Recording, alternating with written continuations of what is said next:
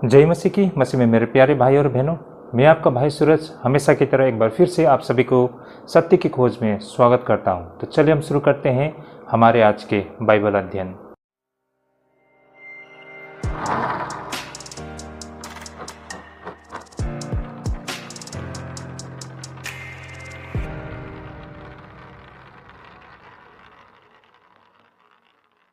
तो एक बार फिर से आप सभी को स्वागत है सत्य की खोज में भाई और बहनों। चलिए हम शुरू करते हैं हमारे आज के अध्ययन। भाई और बहनों, आज का जो हमारा बाइबल अध्ययन करने का रहेगा वो पहला कोरिन्थी 7 अध्याय 8 से लेकर 16 पद तक रहेगा। 1 Corinthian chapter 7 verse 8 up to 16। इससे पहले के जितने भी हमारे अध्ययन हैं आप हमारे प्लेलिस्ट से देख सकते हैं। हमारा पूरा कोशिश रहता है कि हम बिल्कुल chapter to chapter, verse to verse हम बाइबल अध्ययन करें। भाई और बहनों, ये भी हमारा कोशिश रहता है कि हम जो बाइबल के जो कठिन या जटिल विषय हैं उसे बिल्कुल सरल भाषा में, बिल्कुल व्यवहारिक, पूरी तथ्य के साथ, पूरी सत्य के साथ आपके समक्ष लेके आए, ताकि हम बाइबल के उन सारे रहस्य तथ्य को आसानी से समझ सके। भाई और बहनों, आज का जो विषय रहेगा वो विवाह से संबंधित है। भाई और बहनों, पहला कोरिन्थी 7 अध्याय ये पूरे विवाह से संबंधित ऐसे प्रश्न से है जिसे आज हम अध्ययन करने जा रहे हैं। पिछले अध्ययन से हमने 7 अध्याय का अध्ययन करना शुरू किया था, तो ये आज दूसरा भाग है 7 अध्याय का। दैट मीन्स हम 8 पद से लेकर 16 पद तक आज अध्ययन कर रहे हैं। नेक्स्ट वीडियो में आपको 17 पद से आगे दिखाई देगा। तो हमको एक चैप्टर का अध्ययन करने में भी कम से कम 3-4 बार बाइबल स्टडी करना पड़ता है ना। तो इसका अलग अलग वीडियो होता है। बिल्कुल चैप्टर टू चैप्टर हम वर्स टू वर्स अध्ययन कर रहे हैं। तो भाई और बहनों, अंत तक बने रहिएगा। चलिए हम शुरू करते हैं हमारे आज के अध्ययन। मैं एक बार आप सभी के सामने जो आज का हमारा जो विषय है इसे रखना चाहूँगा। ये हमारा आज का विषय कुछ इस प्रकार है। भाई और बहनों, क्या मसीह विश्वासी तलाक दे सकता है? भाई और बहनों, ये हमारा आज का पहला विषय है। क्या मसीह विश्वासी तलाक दे सकता है? यदि गैर ईसाई पति अथवा पत्नी एक दूसरे से अलग होना चाहे तो उन्हें अनुमति देनी चाहिए। कहने का तात्पर्य, मान लीजिए गैर ईसाई किसी ईसाई व्यक्ति के साथ विवाह करते हैं और आगे जाके कुछ समस्या होता है, तो क्या उनको तलाक देने के लिए हम अनुमति दे सकते हैं? इस पर हम आज अध्ययन करेंगे। और क्या गैर ईसाई से विवाह करना समस्या पैदा करती है? मान लीजिए हमारे कोई भाई और बहन किसी गैर ईसाई के साथ, अन्य जाति के साथ विवाह करते हैं, तो क्या इससे समस्या होती है? इन सारे बातों को आज के अध्ययन में हम अध्ययन करने जा रहे हैं। काफ़ी रोचक विषय है भाई और बहनों, अंत तक बने रहेगा। आइए हम सबसे पहले वचन को पढ़ लेते हैं। पहला कोरिन्थी 7 अध्याय 8 से लेकर 16 पद तक। तो वचन यहाँ पर इस प्रकार लिखा है, परंतु मैं अविश्वासियों और विधवाओं के विषय में कहता हूँ कि उनके लिए ऐसा ही रहना अच्छा है जैसा मैं हूँ। परंतु यदि वे संयम न कर सके तो विवाह करें, क्योंकि विवाह करना कामातुर रहने से भला है। जिनका ब्याह हो गया है उनको मैं नहीं, वरन प्रभु आज्ञा देता है कि पति अपने पति से अलग न हो, और यदि अलग भी हो जाए तो बिन दूसरा ब्याह किए रहे, या अपने पति से फिर मेल कर ले, और न पति अपनी पत्नी को छोड़े। दूसरे से प्रभु नहीं, परंतु मैं ही कहता हूँ, यदि किसी भाई की पत्नी विश्वास न रखती हो और उसके साथ रहने से प्रसन्न हो तो वह उसे न छोड़े, और जिस स्त्री का पति विश्वास न रखता हो और उसके साथ रहने से प्रसन्न हो वह पति को न छोड़े, क्योंकि ऐसा पति जो विश्वास न रखता हो अपनी पत्नी के कारण पवित्र ठहरता है, और ऐसी पत्नी जो विश्वास नहीं रखती पति के कारण पवित्र ठहरती है। नहीं तो तुम्हारे लड़के वाले अशुद्ध होते, परंतु अब तो पवित्र है। परंतु जो पुरुष विश्वास नहीं रखता, यदि वो अलग हो तो अलग होने दो। ऐसी दशा में कोई भी भाई या बहन बंधन में नहीं, परंतु परमेश्वर ने तो हमें मेल मिलाप के लिए बुलाया है। क्योंकि हे स्त्री, तू क्या जानती है कि तू अपने पति का उद्धार करा ले, और हे पुरुष, तू क्या जानती है कि तू अपनी पत्नी का उद्धार करा ले। ओके, आमेन। प्रभु को धन्यवाद हो। भाई और बहनों, मैंने जैसे शुरुआत में कहा, आज का जो हमारा विषय है काफ़ी इंटरेस्टिंग है। भाई और बहनों, यहाँ पर ऐसे बहुत सारे जो प्रश्न का उत्तर हमें मिलती है ना। जैसे कि क्या हम किसी को तलाक दे सकते हैं, है ना? या फिर मान लीजिए कोई अविवाहित है या फिर कोई विधवा है, क्या उसे आगे जाके फिर से दोबारा विवाह कर सकते हैं, या फिर उसे बिन विवाह करके ही ऐसे ही अपने जीवन को कटा लेनी चाहिए, है ना? कुछ लोग ऐसा सोचते हैं ऐसा करना अच्छा रहेगा। या फिर मान लीजिए हमारे बीच में कोई भाई बहन है जो अन्य विश्वासी से विवाह कर लेते हैं, तो क्या आगे जाके कुछ समस्या होता है तो क्या उन्हें वो तलाक दे सकते हैं? या फिर किसी अन्य विश्वासी के साथ हमारा विवाह होता है तो हम अगर सचमुच परमेश्वर की आराधना करना चाहते हैं तो क्या हमें अपने पति या पत्नी के साथ रहना चाहिए ऐसे में? तो ये सारे जो प्रश्न हैं इस पर आज हम अध्ययन करने जा रहे हैं। तो भाई और बहनों, अंत तक बने रहेगा। चलिए हम शुरू करते हैं हमारे आज के अध्ययन को। तो भाई और बहनों, सर्वप्रथम यहाँ पर हम 8 और 9 पद को देखते हैं ना, जहाँ पर एकल और विधवाए लोगों से प्रेरित पौलुस कहते हैं। आज का जो अध्ययन हमने 1 कोरिन्थी 7 अध्याय 8 से लेकर 16 पद तक किया है। तो पहले शुरू भाई और बहनों, हम इसके जो शाब्दिक अर्थ है इसे समझने के लिए प्रयास करते हैं, क्योंकि ये बाइबल अध्ययन है इसलिए हम इसको बिल्कुल व्यवहारिक तरीके से समझने के लिए प्रयास करते हैं। हम जब भी बाइबल अध्ययन करते हैं तो हमारा कोशिश रहता है कि हम बिल्कुल पहले इसके शाब्दिक अर्थ, लिटरल मीनिंग को समझने के लिए प्रयास करते हैं, तब आगे जाके इससे संबंधित जो व्यवहारिक जो इसमें संदेश है या फिर जो इसमें रहस्य है उसके कुछ बिंदु को हम समझने के लिए प्रयास करते हैं। आमतौर पर लोग क्या करते हैं कि बाइबल ऊपर ऊपर पढ़ते हैं, जो उसको समझ में आया वही उसको सच समझ बैठते हैं, लेकिन ऐसा नहीं होता है भाई और बहनों। इसके अंदर बहुत सारी गहराइयाँ होती है ना। ये हमारी सीधे तौर से हमारी संस्कृति से जुड़ी हुई नहीं है ना। इसके भूभाग अलग है, उनकी संस्कृति अलग है। तो यही कारण उन सारे चीज़ों को अध्ययन करने के लिए उसी बैकग्राउंड के आधार पर हमें अध्ययन करना पड़ता है, तभी जाके इन बातों को हम समझ पाते हैं। और दूसरी बात, यहाँ पर जो बाइबल में लिखी हुई बातें किस संदर्भ में, क्यों, कब, कहाँ कही गई है, किससे कही गई है, इस आधार पर भी हमें इसे समझना होता है। ऐसा नहीं है कि बाइबल में लिखी हुई बातें सारी बातें आप और हमारे लिए कही गई है। ये विशेष उस स्थिति पर मतलब आधार करते हुए ना, उस विशेष स्थिति पर आधार करते हुए विशेष लोगों को कही गई बातें भी होती है। इसलिए उन बातों को हम पर अप्लाई करना शायद सही नहीं रहेगा, इसलिए इन सारे बातों को समझना बहुत ज़रूरी है। तो सबसे पहले हम लिटरल मीनिंग, इसके शाब्दिक अर्थ को समझेंगे, उसके बाद इससे संबंधित जो सच्चाइयाँ है ना उसके कुछ बिंदु को हम समझने के लिए प्रयास करेंगे। तो भाई और बहनों, चलिए हम वर्स टू वर्स देखते हैं। सबसे पहले हम 8 और 9 पद को देखते हैं भाई और बहनों। यहाँ पर 8 और 9 पद में क्या लिखा है? परंतु मैं अविवाहितों और विधवाओं के विषय में कहता हूँ कि उनके लिए ऐसा ही रहना अच्छा है जैसा मैं हूँ, परंतु यदि वे संयम न कर सके तो विवाह करे, क्योंकि विवाह करना कामातुर रहने से भला है। ओके, तो भाई और बहनों, यहाँ पर जो प्रेरित पौलुस कह रहे हैं, किससे कह रहे हैं? कोरिन्थ की मंडली को। क्यों कह रहे हैं? इस पर हमने विस्तार से पिछले अध्ययन में हमने इस पर चर्चा की है। आप हमारे उस पिछले वीडियो को भी देख सकते हैं भाई और बहनों। तो भाई और बहनों, यहाँ पर हम देख पाते हैं कि प्रेरित पौलुस को लगता था कि प्रभु यीशु मसीह का लौटने का समय मतलब बहुत ही जल्दी होने वाला है ना, मतलब बहुत ही कम समय में यीशु मसीह का दूसरा आगमन होने वाली है, इसलिए बिन बिहाए रहना ही समझदारी है, ऐसा उनको लगता था भाई और बहनों। इस पर हमने पिछले अध्ययन में विस्तार से चर्चा की है ना। ऐसा प्रेरित पौलुस क्यों कहते हैं कि बिन बिहाए रहना ही बेहतर रहेगा, है ना।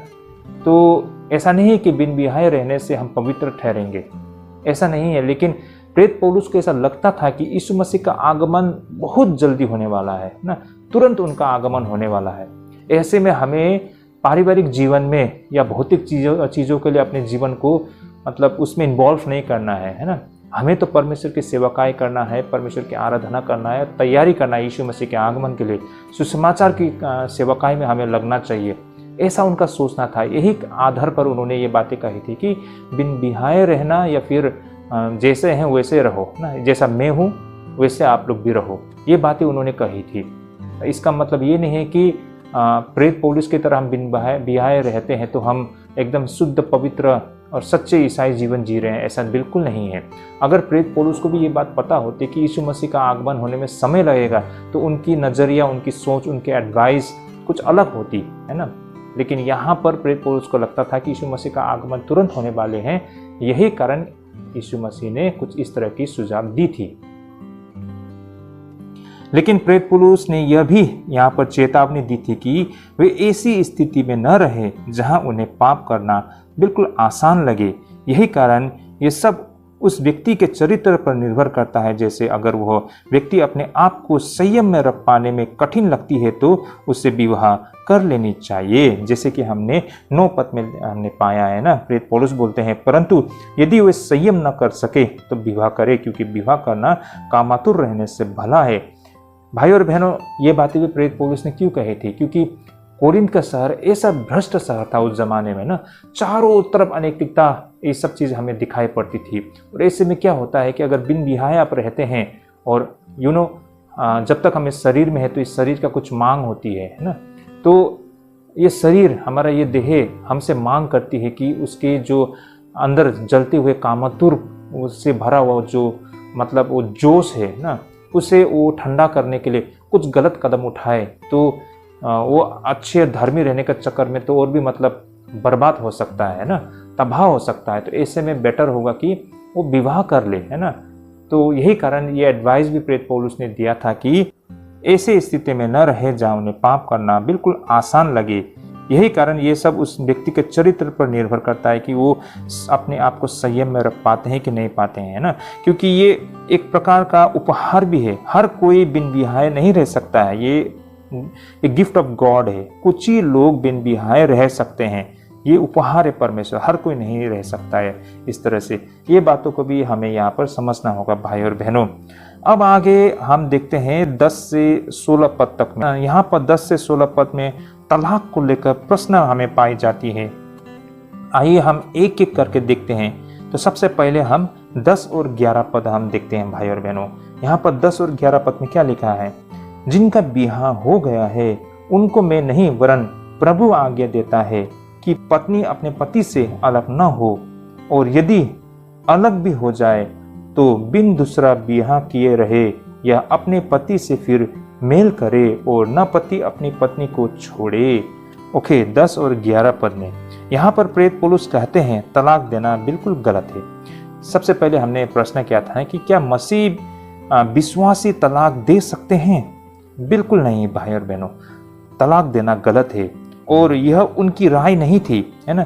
ये प्रेरित पौलुस की व्यक्तिगत राय नहीं थी कि तलाक देना गलत है ना, बल्कि स्वयं प्रभु यीशु मसीह की आज्ञा थी। प्रभु यीशु मसीह ने कहा था कि जिसे परमेश्वर ने जोड़ा है उसे मनुष्य अलग ना करे, है ना। जिसे परमेश्वर ने जोड़ा है उसे मनुष्य को अलग नहीं करना चाहिए। यही कारण इसी सिद्धांत के आधार पर भाई और बहनों हम विश्वासी लोग मतलब तलाक नहीं देते हैं। हम चर्च में पवित्र विवाह कराते हैं, लेकिन किसी कारणवश अगर वो लोग अलग होना चाहते हैं तो हम चर्च में उनको तलाक नहीं कराते हैं, है ना।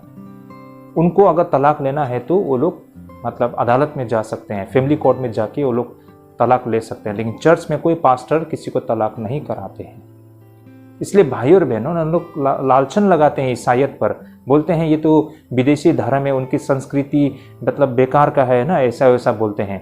लेकिन देखिए हर धर्म में तलाक करा सकता है, लेकिन हम ईसाइयत में हम कभी भी तलाक को बढ़ावा नहीं देते हैं। हम एक ही जन के साथ विवाह करते हैं, चाहे पुरुष हो या महिला, है ना, और जीवन भर उन्हीं के साथ हम रहते हैं, है ना।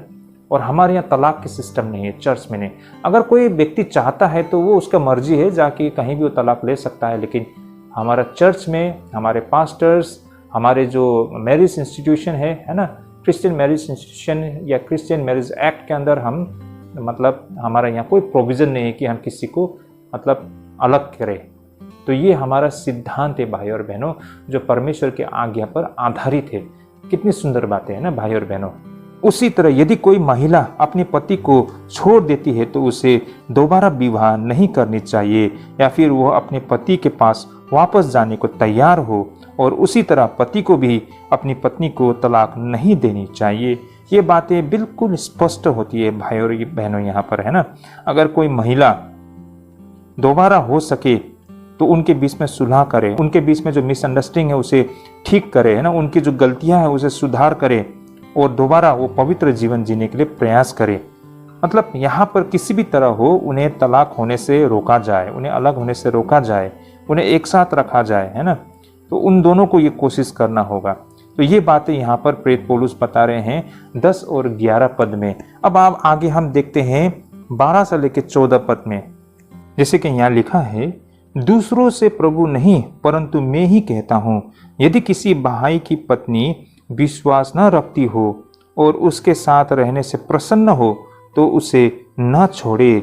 जिस स्त्री का पति विश्वास न रखता हो और जिसके साथ रहने से प्रसन्न हो वह पति को न छोड़े, क्योंकि ऐसा पति जो विश्वास न रखता हो वो पत्नी के कारण पवित्र ठहरता है और ऐसी पत्नी जो विश्वास नहीं रखती पति के कारण पवित्र ठहरता है।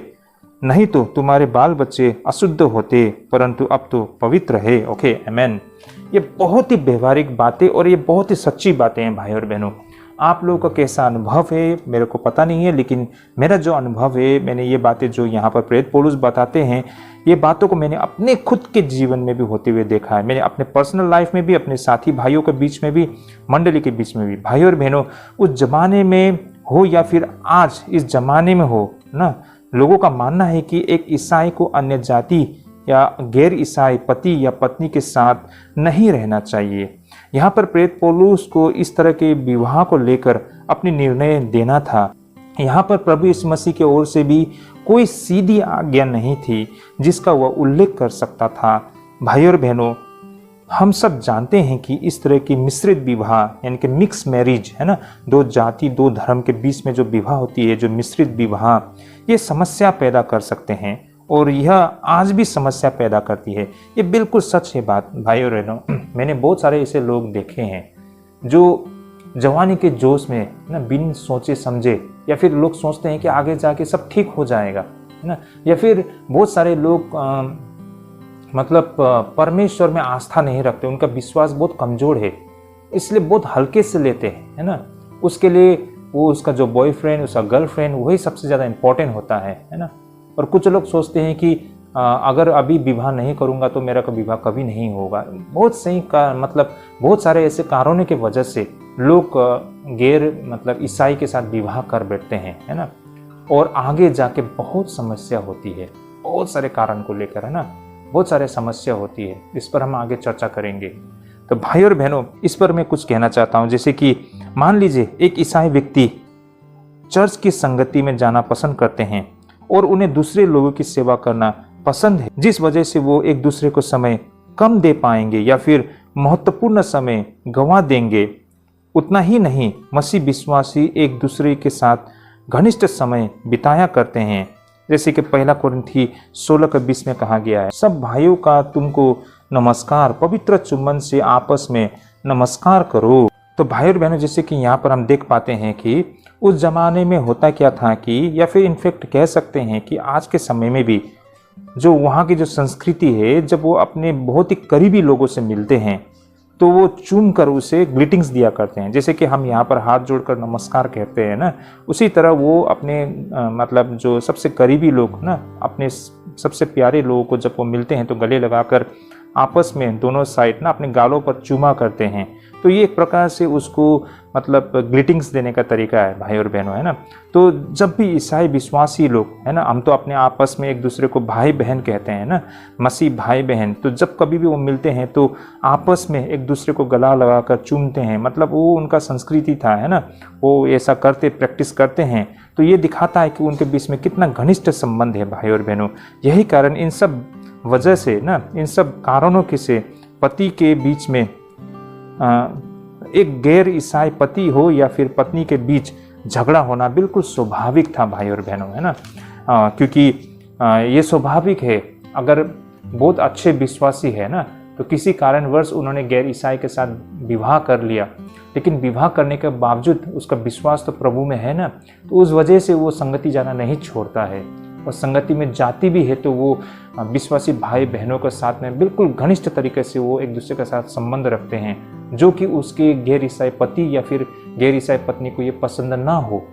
इतनी ही नहीं, वो एक दूसरे को लेकर ईर्ष्यालु या फिर चिंतित भी रह सकते हैं। उन्हें यह यकीन ना हो कि वे अपने पति या पत्नी पर भरोसा कर सके, भाई और बहनों, प्रेरित पौलुस की सलाह बिल्कुल व्यवहारिक थी। जैसे जब कोई गैर ईसाई के साथ विवाह करके रहना चाहते हैं तो आगे जाकर उसे तलाक नहीं देनी चाहिए। तो भाई और बहनों, यहाँ से उस प्रश्न का उत्तर भी मिलता है कि जब कभी किसी गैर ईसाई के साथ जब हम विवाह करते हैं तो समस्या होती है क्या? अवश्य बहुत समस्या होती है। मैंने खुद अपने जीवन में इसका अनुभव किया है ना। ऐसे बहुत सारे भाई बहन लोग को मैंने पाया है, विवाह तो कर लिया, परिवार भी बन गया, अब जाके वो अपना जीवन में सीरियस हो रहा है ना। शुरुआती दौर में तो जोश जोश में उन लोगों ने ये सब चीज़ नहीं देखा, इन सारी चीज़ों के साथ उन्होंने समझौता कर लिया, कॉम्प्रोमाइज़ कर लिया। लेकिन जब समय बीत गया, अब वो अपना जीवन में स्टेबल जीवन वो जीना चाहते हैं ना। वो देखते हैं दूसरे के परिवार लोग तो पति पत्नी बच्चे एक साथ रविवार के दिन में चर्च में जाते हैं, सेवकाई में निकलते, कितना अच्छा लगता है, उनको भी जाने को दिल करता है। लेकिन ये नहीं होता है, उसको बहुत पीड़ा होती है। तो क्या करती है, वो अकेले चली जाती है। उसके बाद जब वो चर्च में आती है, विश्वासी भाई बहनों के साथ घुल मिल जाती है, तो उसके घर के लोगों को अच्छा नहीं लगता है। मैंने बहुत अनुभव किया है।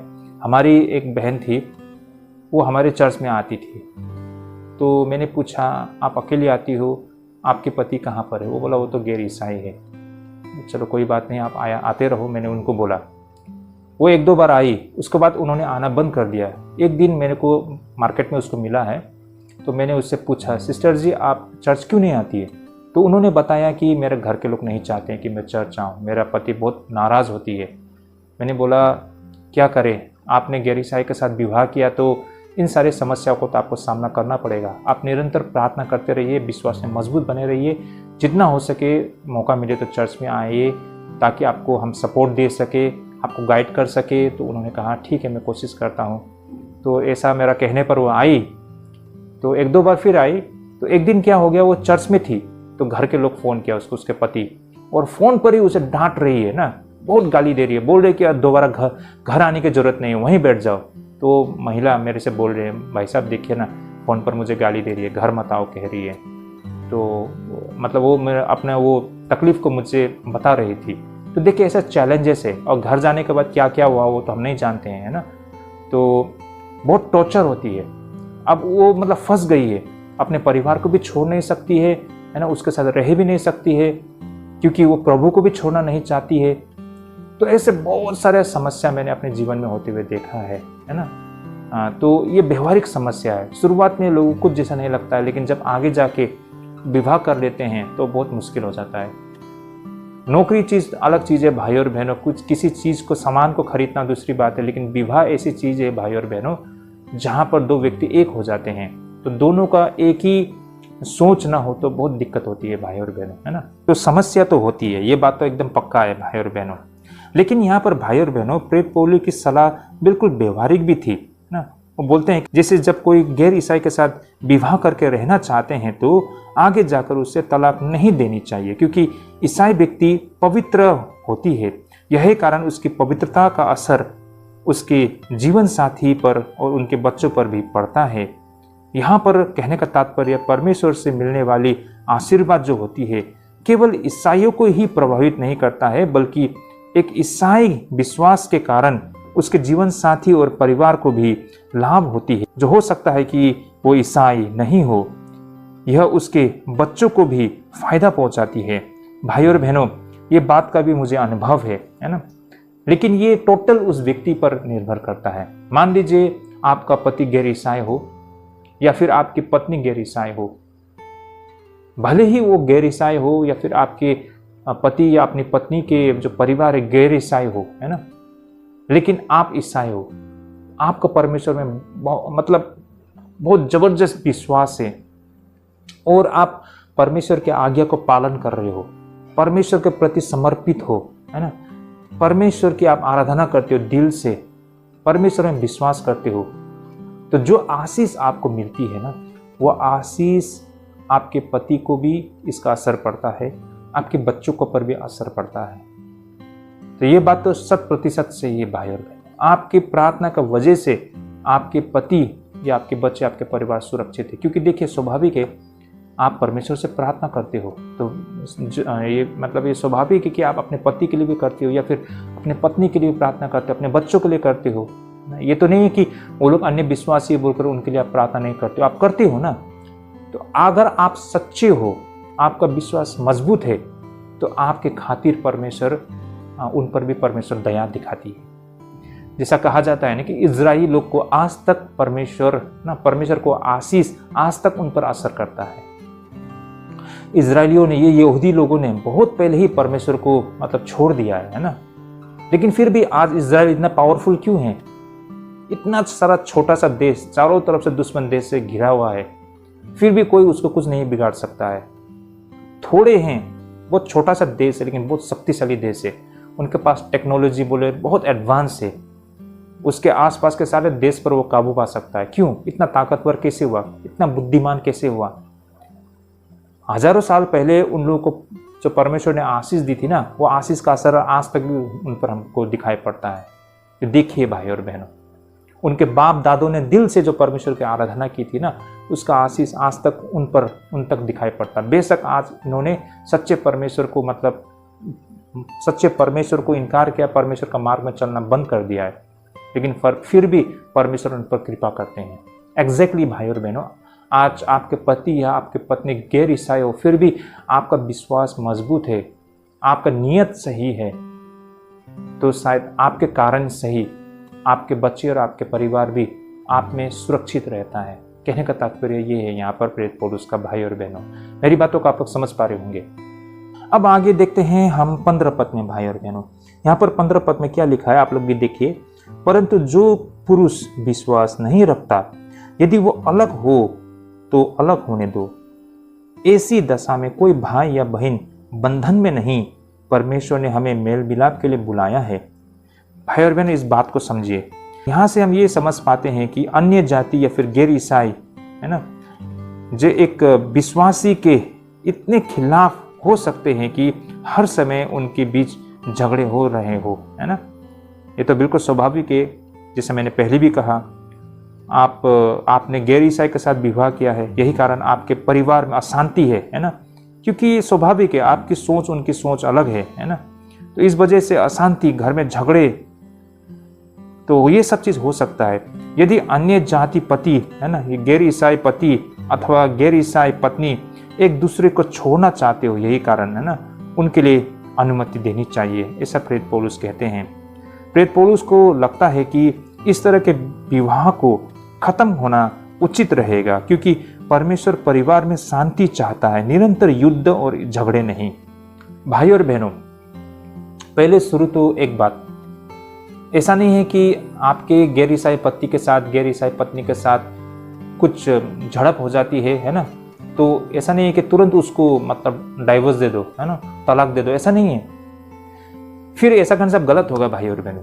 पहले शुरू तो आप खुद को मजबूत होना पड़ेगा। ये आप पर निर्भर करता है कि आप कितने गंभीर हो, आप कितने कोशिश करते हो, आप कितने सिंसियर हो, है ना।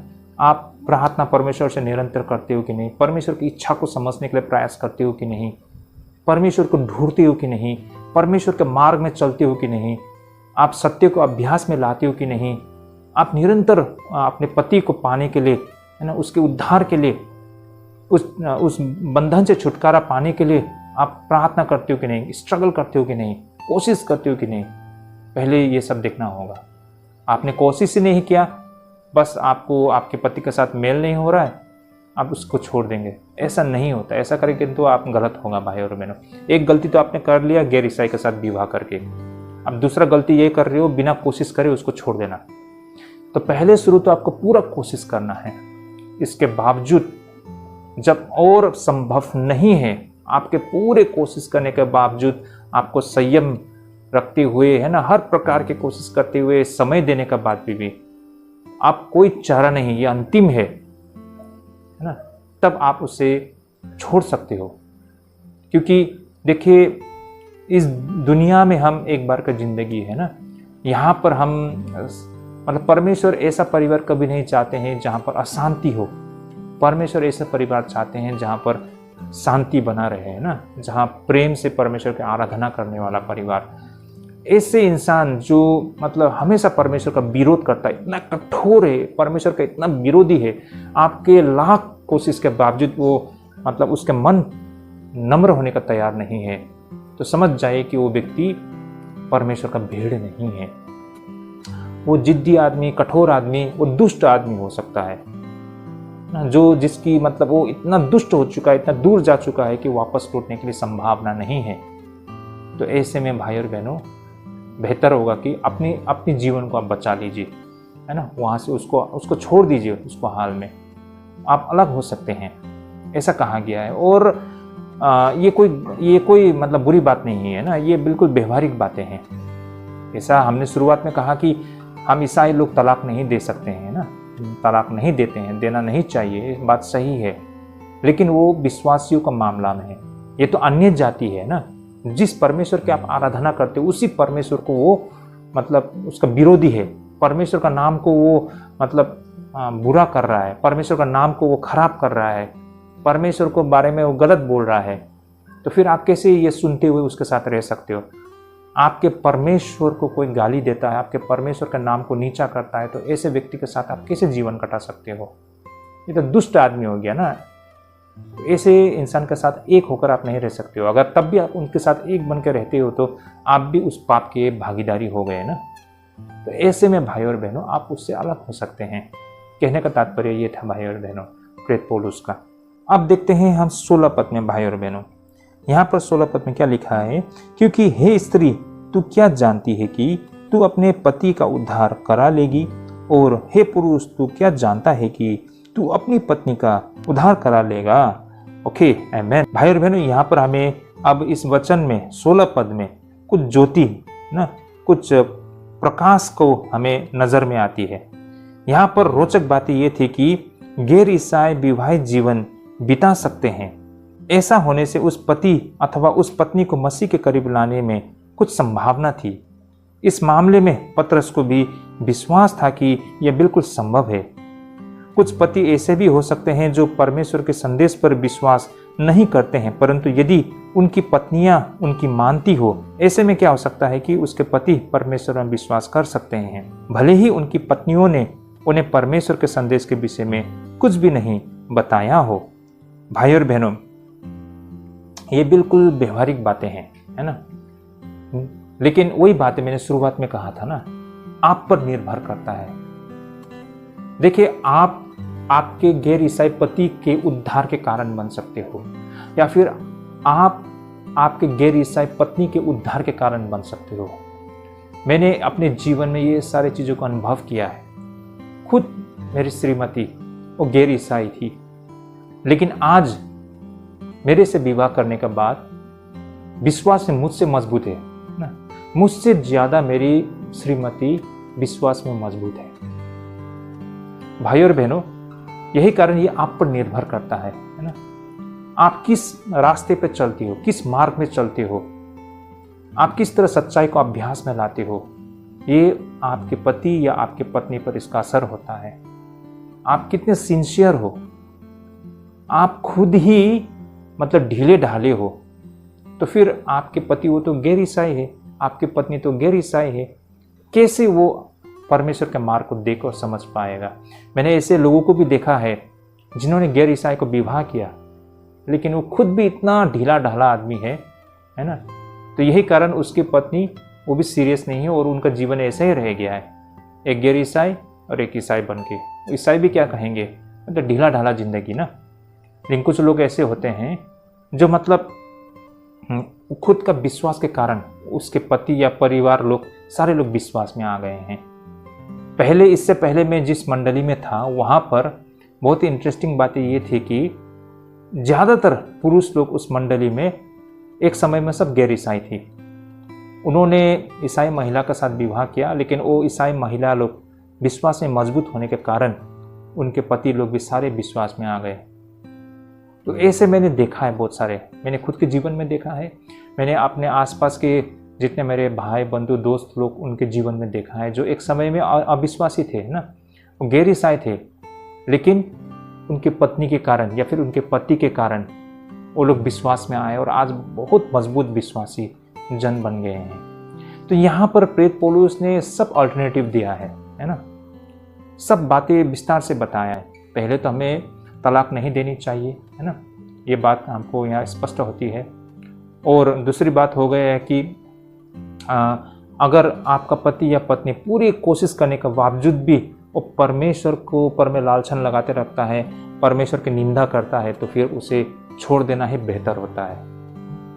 और ये भी एक होप दिया गया है कि आपको निरंतर कोशिश करना है कि क्या जाने आपके कारण आपके पति गैर ईसाई पति या आपके गैर ईसाई पत्नी परमेश्वर को पहचान ले।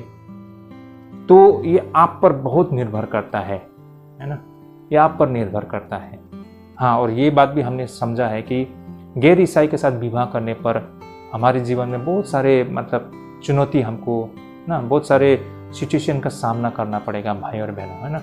बहुत सारे ऐसे समय आएंगे जिसका सामना करना बहुत मुश्किल होगा। इसलिए गैर ईसाई के साथ विवाह करना समस्या तो पैदा करती है, ये भी एक हकीकत है। इसलिए मंडली में हर किसी को ये बात, हमें नौजवान लोगों को ये बताना होगा कि आप लोगों को गैर ईसाई के साथ विवाह नहीं करना है। सबसे पहली बात है तो भाई और बहनों, और कर भी लेते हैं तो करने से पहले ही उनसे ये बात स्पष्ट कराना होगा कि वे लोग परमेश्वर को ढूंढेंगे कि नहीं ढूंढेंगे, है ना, परमेश्वर को जानने के लिए प्रयास करेंगे कि नहीं करेंगे। आपको इस पर बहुत निर्भर, ऐसा नहीं है कि उसको क्रिश्चियन बना दिया। बहुत लोग ऐसा होता है कि वो लड़के भी बस उस महिला के कारण बोल देते हैं कि ठीक है मैं शादी करके ईसाई बन जाऊंगा। तो ये फ़ायदा नहीं है, फिर वो नाम के लिए मात्र ईसाई होगा। आपको खुद को परखना होगा कि वो सचमुच वो इच्छुक है कि नहीं परमेश्वर को जानने के लिए। तो पहले परमेश्वर के बारे में बताओ, वो कितना गंभीरता से लेता है उसको देखो। जो व्यक्ति परमेश्वर पर भरोसा नहीं करता है, परमेश्वर को जानने के लिए इच्छुक नहीं है, तो वो व्यक्ति तो आपके लिए भी एक अच्छा पति या एक अच्छा पत्नी नहीं हो सकता है ना। तो यहीं से आप ये भी जान सकते हो कि आपके लिए वो व्यक्ति अच्छा पति हो सकता है कि नहीं, या एक अच्छा पत्नी हो सकता है कि नहीं, इसे ऑब्जर्व करने का। तो ये था इस पैसेज के शाब्दिक अर्थ भाई और बहनों, जो हमने 8 से लेकर 16 पद तक हमने देखा है। पहला कोरिन्थी 7 अध्याय 8 से लेकर 16 पद तक हमने इसके शाब्दिक अर्थ को हमने समझने के लिए प्रयास किया है। अब हम इस पैसेज के वास्तविक अर्थ के कुछ बिंदु को चर्चा करते हैं। जैसे कि ये पैसेज 3 अलग अलग प्रकार के लोगों से संबंधित है। जैसे कि पहला तो यह उन लोगों से संबंधित थे जो अविवाहित थे या फिर जो विधवा थे, है ना, जिन्होंने विवाह नहीं किया था अब तक, या फिर जिन्होंने विवाह करके किसी वर्ष ना उनके पति या पत्नी का देहांत हो गया, अब वो विधवा है। तो ऐसे लोगों के विषय में प्रेरित पौलुस बोलते हैं। और क्या बोलते हैं उनके विषय में? ये उस समय की बातें थी जब प्रेरित पौलुस को लगता था कि ये समय अपने अंत की ओर तेजी से बढ़ रहा है। यीशु मसीह का आगमन बहुत निकट है। प्रेरित पौलुस को ऐसा लगता था। यही कारण वे जैसे हैं वैसे ही बने रहे और यही बेहतर रहेगा, ये प्रेरित पौलुस का कहना था। अविवाहित है तो अविवाहित रहे, अगर वो विधवा है तो बिन बिहा करे वो ऐसे ही रहे। लेकिन प्रेरित पौलुस उन्हें चेतावनी भी देते हैं कि वे प्रलोभन में न पड़े, ऐसी स्थिति का प्रयास न करे जो उनके लिए खतरनाक हो। यदि उनका स्वभाव स्वाभाविक रूप से उत्तेजित है तो उन्हें विवाह कर लेनी चाहिए। तो ये बातें भी प्रेरित पौलुस ने कही थी। प्रेरित पौलुस का हमेशा से ये कहना था कि कोई भी किसी दूसरे के लिए एक ही तरह की कार्रवाई नहीं कर सकता है, ये उस व्यक्ति पर निर्भर करता है। कहने का तात्पर्य, मान लीजिए वो फलना व्यक्ति बिन विवाह करके रहते हैं तो मैं भी रह लूँगा, ये नहीं हो सकता है, क्योंकि शायद उसको ये उपहार मिला है कि बिन विवाह करके भी वो रह ले, लेकिन आपको ये उपहार नहीं मिला हो। और हो सकता है कि आगे जाके आप अपने आप में संयम बना के ना रह पाए और आपसे कुछ भूल हो जाए, पाप हो जाए, तो ये बहुत बड़ा समस्या हो जाएगा ना। तो इसलिए अगर आप संयम कर पाते हैं, आपको ये उपहार मिला है तो अच्छी बात है, वरना आप लोग विवाह कर सकते हैं। लेकिन प्रेरित पौलुस ने कहा था कि बेहतर होगा ना करो, लेकिन संयम नहीं बना सकते हो तो आप विवाह कर लो।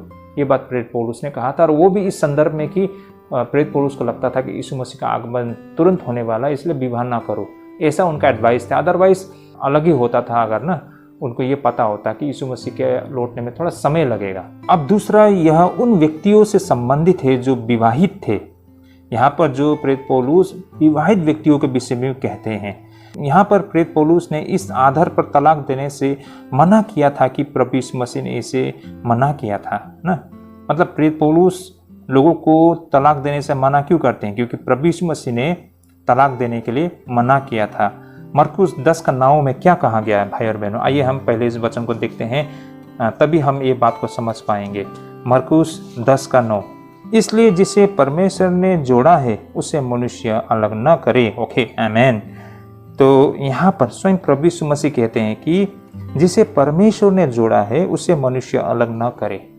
अब यहाँ पर लोग कहेंगे फिर तब तो आप क्यों कहते हो कि आपके जो गैर ईसाई पति या पत्नी उनके साथ रहना असंभव हो गया है, तो फिर उससे तलाक दे दो, उसे भी तो परमेश्वर ने जोड़ा है ना। हर कोई तो जो विवाह किए सबको परमेश्वर ने जोड़ा है। नहीं भाई और बहनों, अगर परमेश्वर ने आपको जोड़ा होता तो आपका परिवार, आपके पति पत्नी एक ही सोच रखने वाले होते, है ना, और वहां पर शांति होता।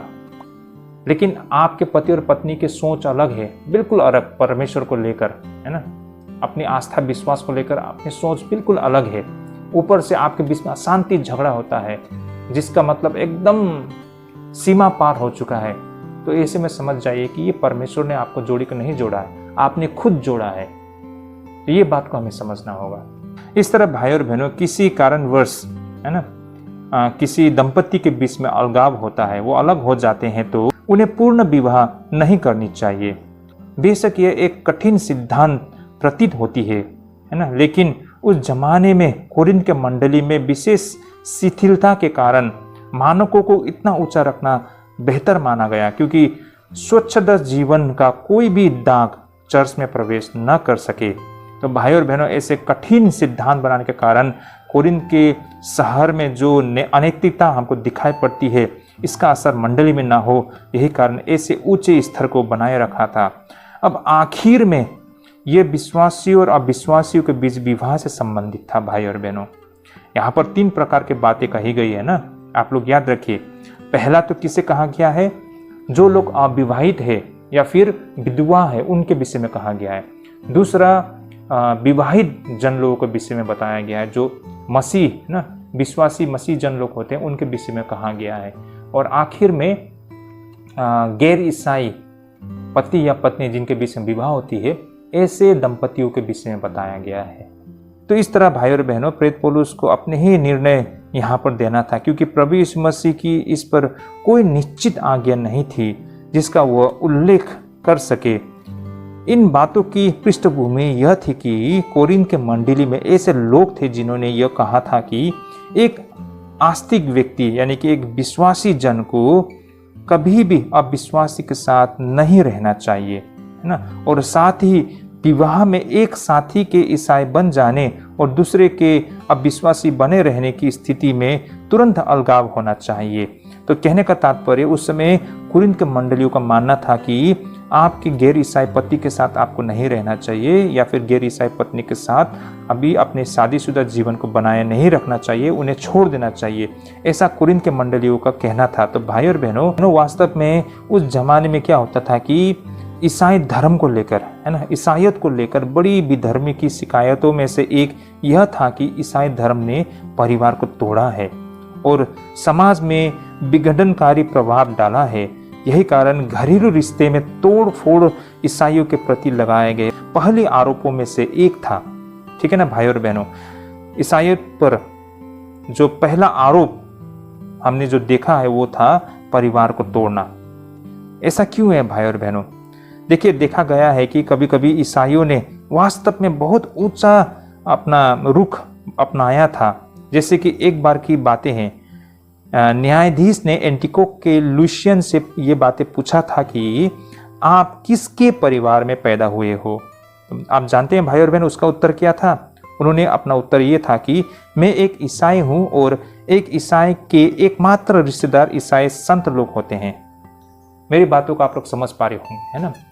कहने का तात्पर्य उस व्यक्ति का ये था कि अब वो मसीह है ना, एक विश्वासी जन है।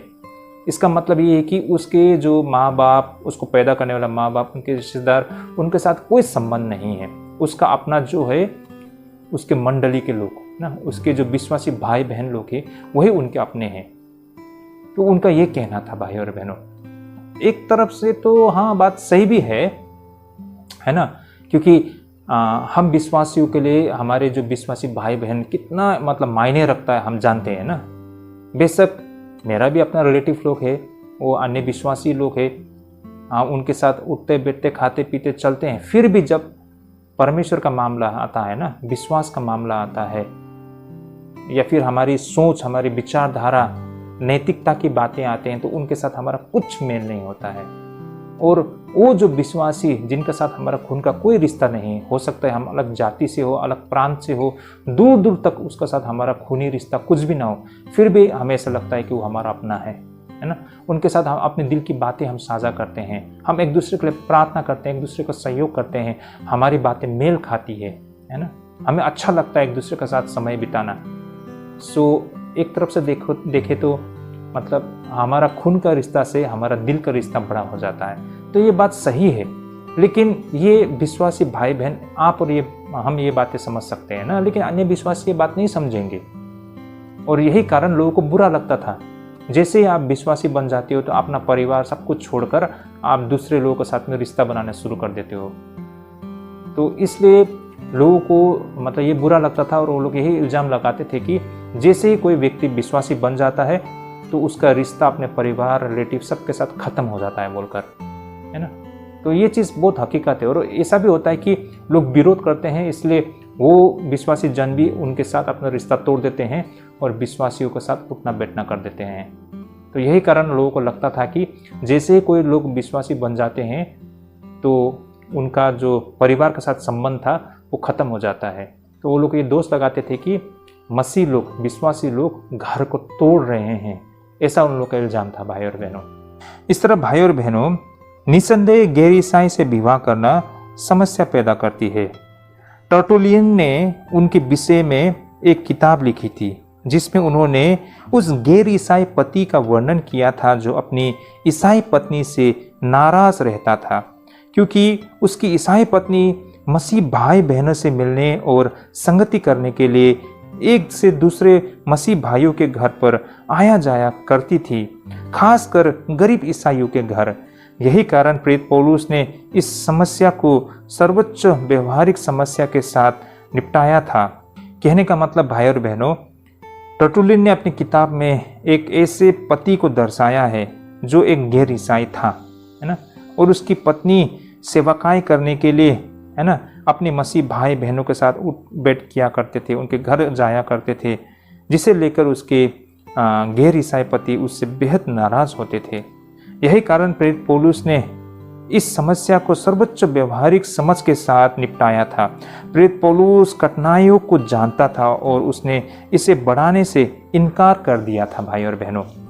उन्होंने कहा था कि यदि दोनों हर तरह से एक साथ रहने पर सहमत हो सकते हैं तो उन्हें ऐसा करने दे, लेकिन अगर वे अलग होना चाहते हैं तो और उन्हें एक साथ रहना असहनीय लगता है तो उन्हें ऐसा करने दे, क्योंकि ईसाई कभी भी गुलाम बने नहीं रह सकते हैं, है ना, या फिर ईसाइयों को गुलाम बने रहने के लिए नहीं है।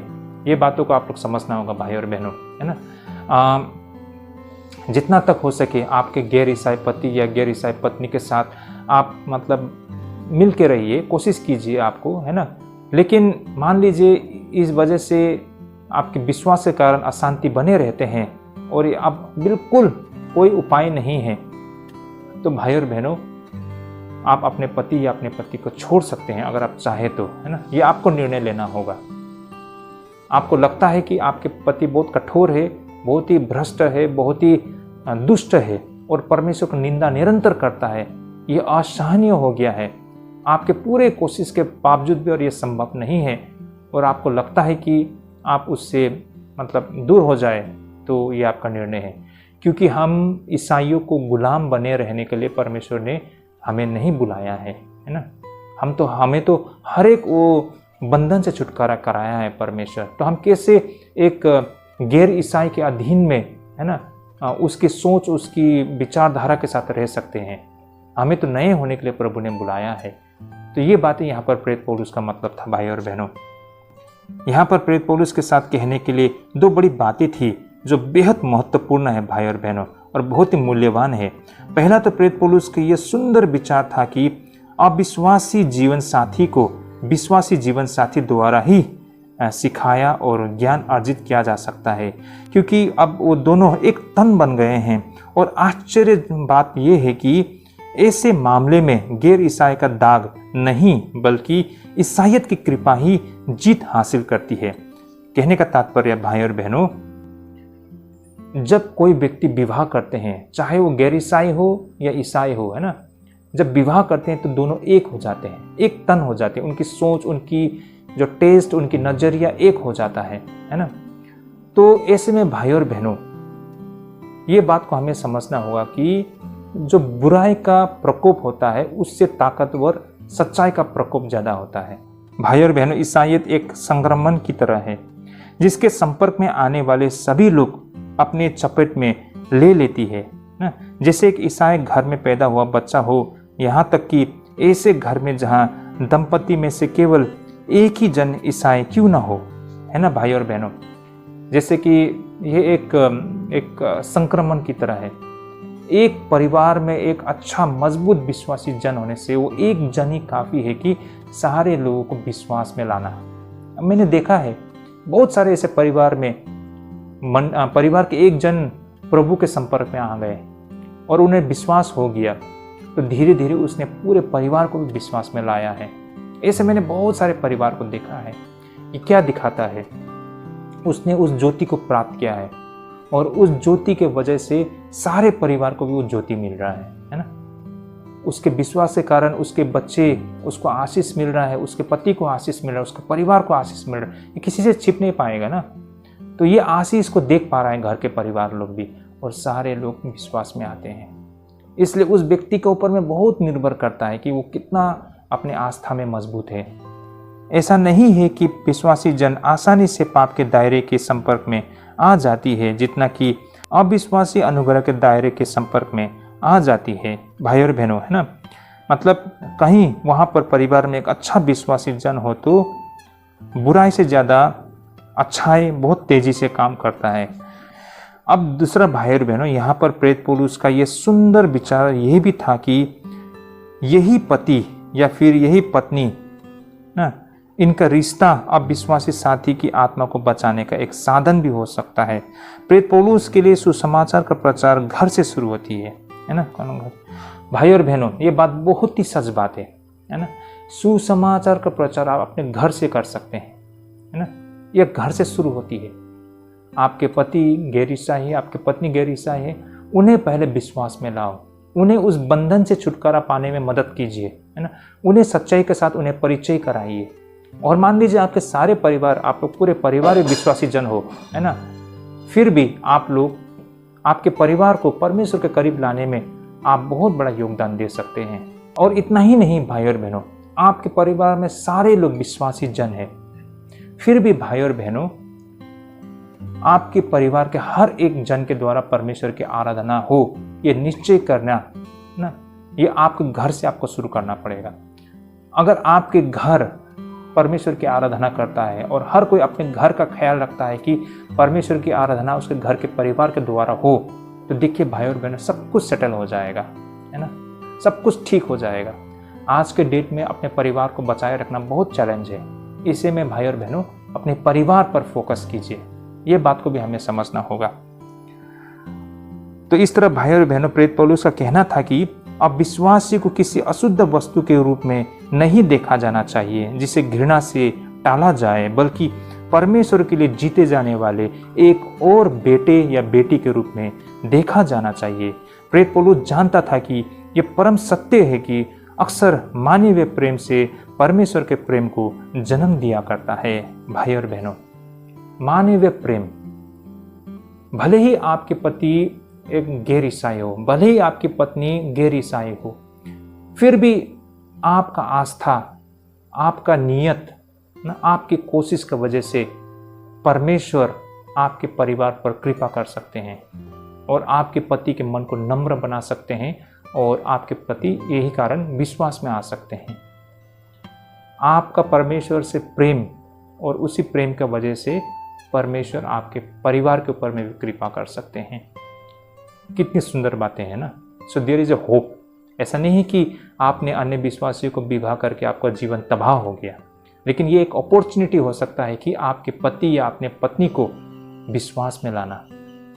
तो भाई और बहनों, ये था हमारा आज का अध्ययन।